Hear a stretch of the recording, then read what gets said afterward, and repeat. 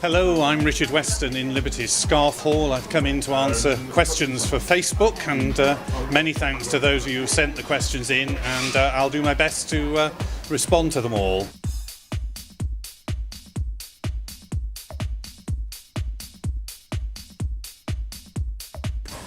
Oh yes, I'm afraid so. Twice in the local Tesco in Cardiff last Saturday morning, and then again on the train up to London by the woman sitting next to me, with whom I had a very interesting conversation as a result.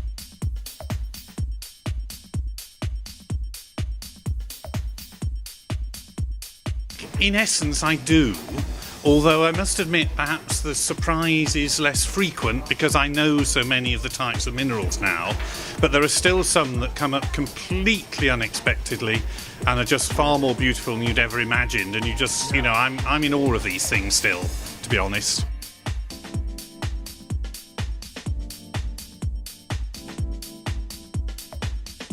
Well, I think at the moment it would have to be the Duchess of Cambridge, aka Kate Middleton, Windsor, whatever, and I'd love to make her one because I know she's really keen on nature. She had all those trees in Westminster Abbey, and I'd love to make her one from a rock called the Green Schist, which is found at the Menai Straits in Anglesey, so it would be really a memory of her time there.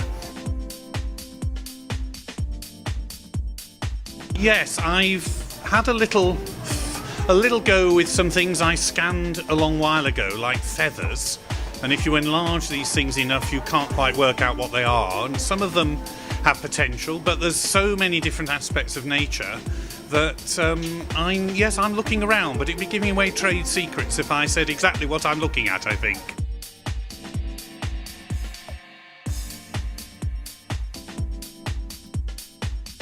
I mean, I love them all, but I think I'd probably choose this one for two reasons. Partly because I think it's very beautiful.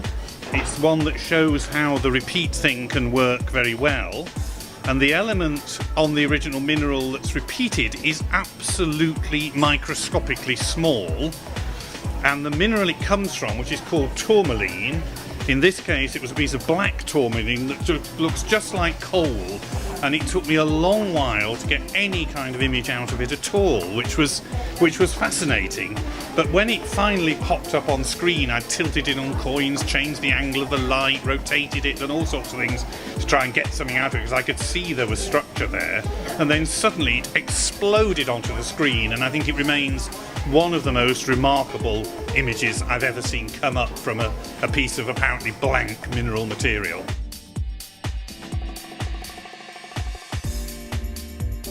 Absolutely, and when they come up on screen, I tend to think, scarf, or rug, or architectural use, or some of them will work for more than one thing, sometimes, but generally I think you sense some kind of specialisation for them, and something we're about to start doing. I've got an assistant starting work on the 1st of August, first time, great, and we're aiming to go through the entire collection of scans, about 3,000 images, and classify them by colour, potential application, and so on. So that's going to be a pretty monumental task.